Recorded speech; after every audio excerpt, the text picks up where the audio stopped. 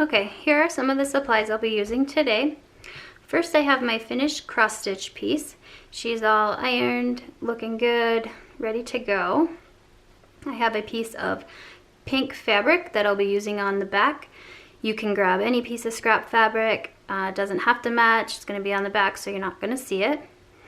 I have a piece of Pellon fusible midway interfacing. You could use a lightweight or midway. Either one will work. I have a pair of scissors. You could also use a rotary blade cutter if you have one. I have a marking pen. This I'm going to be using as a straight edge to mark, so you could use a ruler. Anything with a straight edge will work. I have some ribbon to put onto the top, which is optional. If you don't want to put anything on the top, you don't have to. I have my Sue Daily glue. You could use hot glue or any kind of fabric glue will work. And then I have my little hanger. This one I found on a shop on Etsy. It is 3 inches in diameter. I've seen these little hangers at a lot of different shops, so depending on the width of your cross stitch project, you would just want to grab one that is a little bit wider than what your project is. So the 3-inch works perfect for these little samplers. You can also grab some wire and bend your own. You can make it with a little hook like an actual hanger, or if you want to get creative and make anything on the top, you can. That was a little out of my wheelhouse, so I just opted to buy one. And then I'll also be using an iron. All right, let's get started.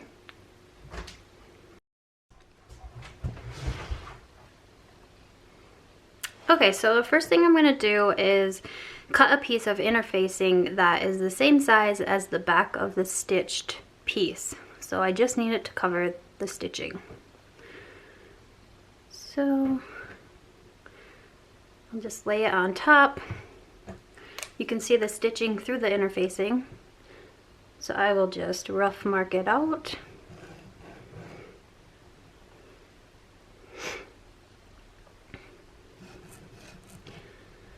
Doesn't have to be too perfect. Well, just a rough outline here.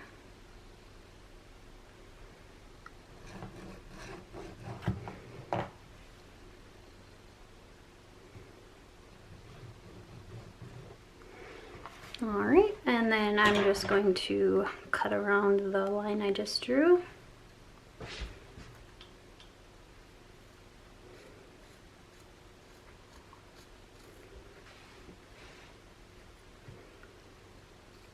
If you had some bigger scissors, it'd probably work a little better, but just working with what I have available.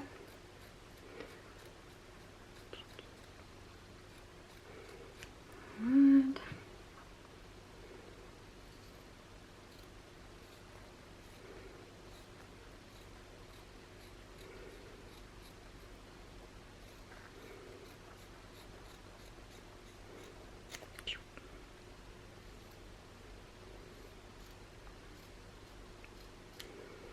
alright, done with the interfacing. Get that out of the way. And now I'm just going to iron with the fusible side down onto the back of the stitching.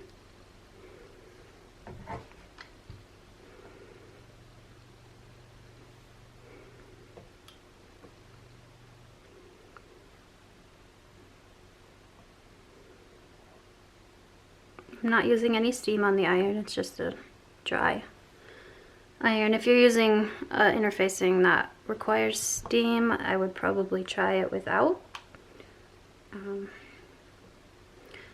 Depending on what kind of floss you use, they say not to use moisture if it is over dyed.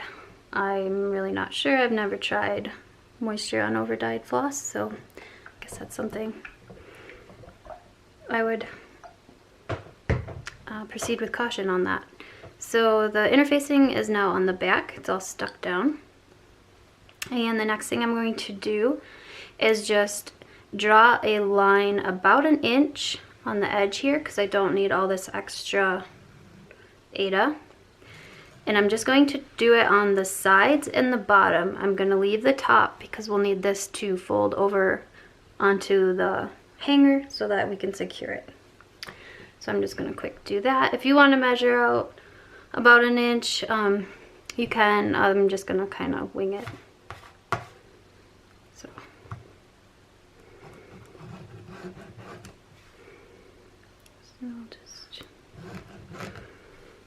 And you might not even have to mark it. You could probably just eyeball it as well.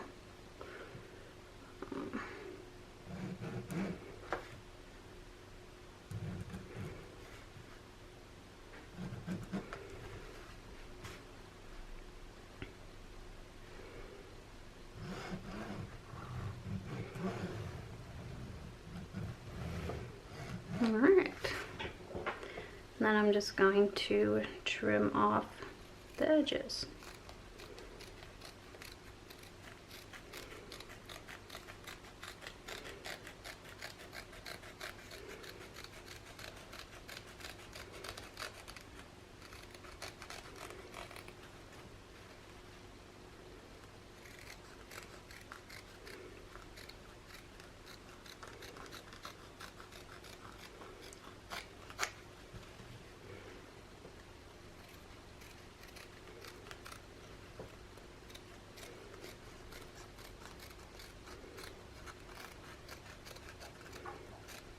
And just remember, do not cut the top off.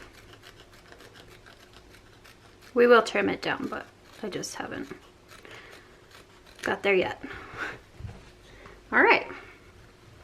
So now we have our piece. It's all trimmed up.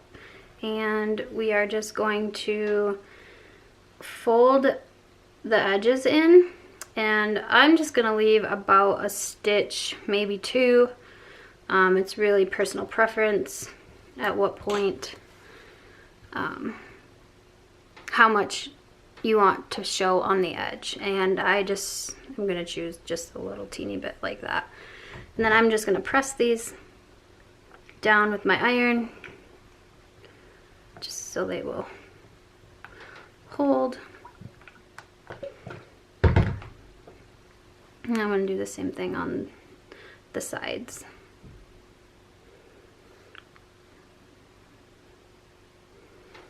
I just kind of check to see, and that looks about, well, maybe just a little bit more showing.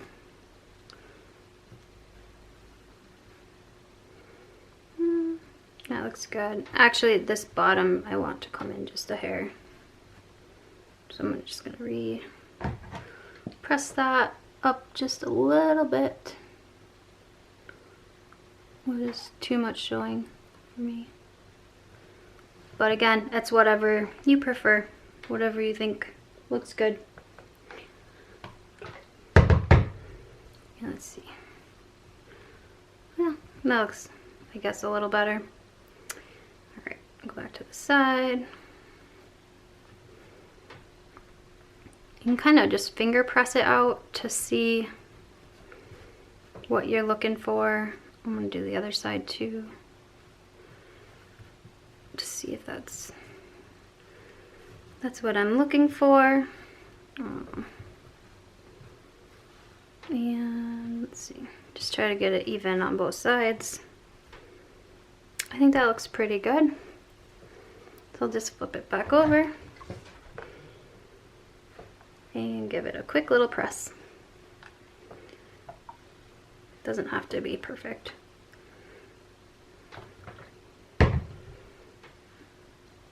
All right, so that is that. And then I do trim off these edges.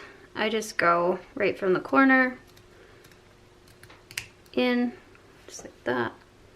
I still want it showing on the outside, so again, just from the outside corner in. And I'll be gluing all of this down. Okay, so that is that. And then the next thing I'm going to do is mark out a piece of my background fabric. And this I am going to turn over, so what I will do is I'll just kind of lay it out. Doesn't have to be perfect either because it's the background, so I just kind of lay it to get my sizing. So I'll just kind of do a little mark here about to the edge that I want, and then right there was where I wanted it, so I'll just kind of freehand that. Cut this little piece out.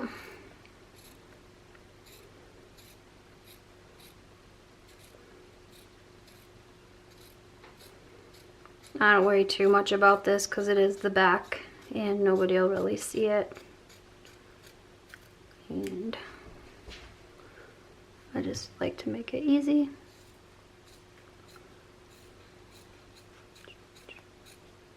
Alright, get that out of the way, done with that.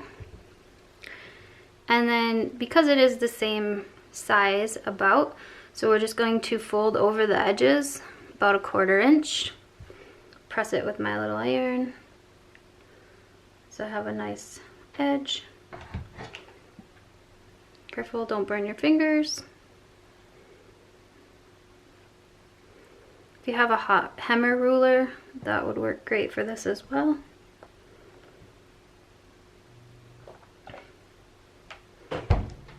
And just go around each side.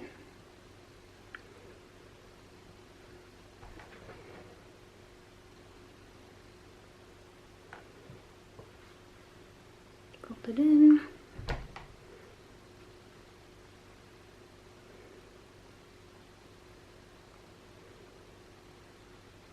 So just about 1/4 inch. It doesn't have to be perfect.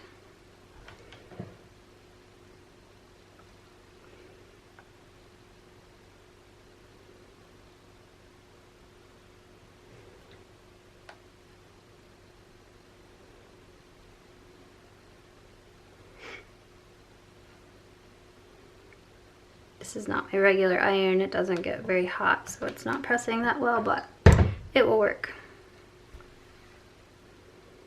I'm not really going to worry about the top at this point either, just because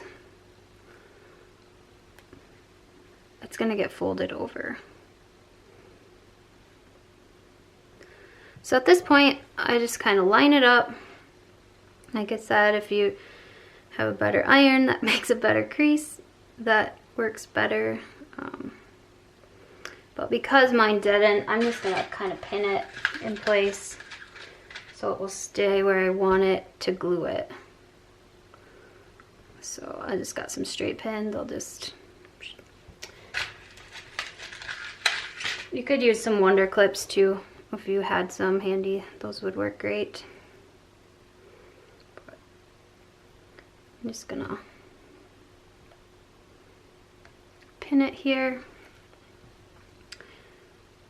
And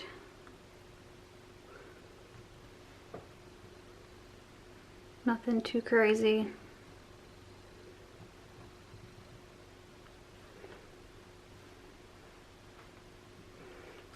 All right, so that's that. And then I'm just going to take my glue and I'm going to slap some glue underneath, trying not to get it onto the cross stitch piece. Just trying to stay in between the folded over Ada and my background fabric. I'm just gonna put a little bit of glue, push it down, move along my edge.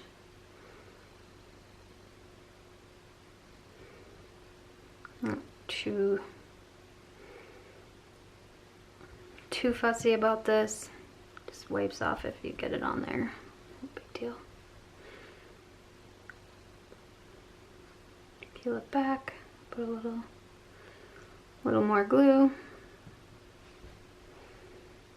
I like using the fabric glue just because it seems a little bit more forgiving to me than the hot glue, and I will put some under this mitered edge at the bottom too, just so it will stay down there. Go back here, and this does dry clear. So,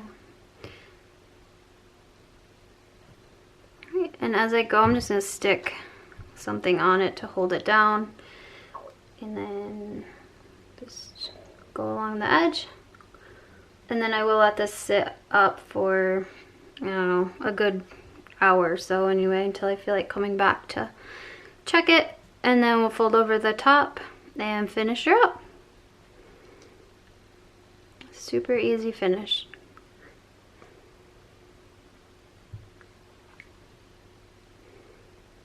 Alrighty, so I'm just gonna stick something heavy to weight it down, and we'll be back when this is dry.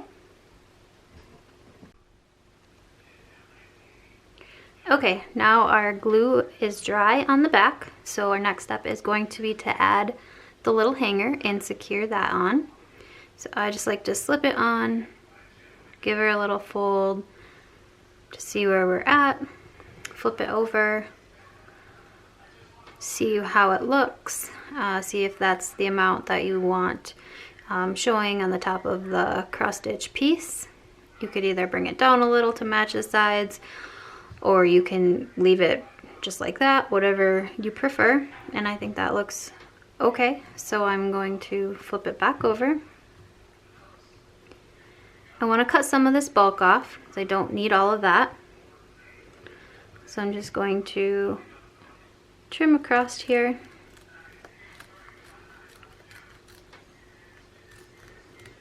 Trim that off just like that. Alright. And then I don't want these little edges to stick over the side so you can see them from the front. If I just glued it down like that, I don't think it looks that great. So I just kind of trim up the side a little.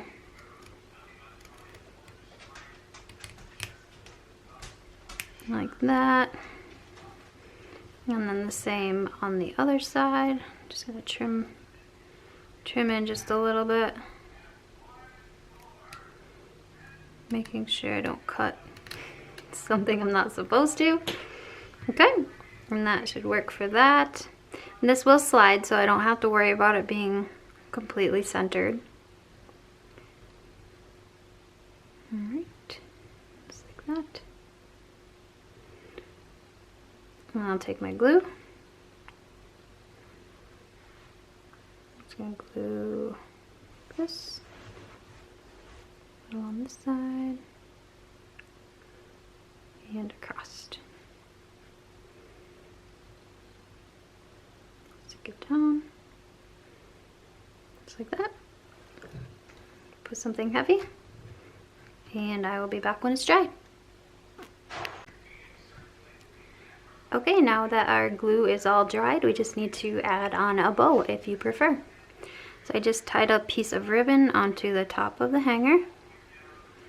And I'm not the best at making bows, but I will just kind of go through and show you how I do it. Make a loop, wrap this piece over,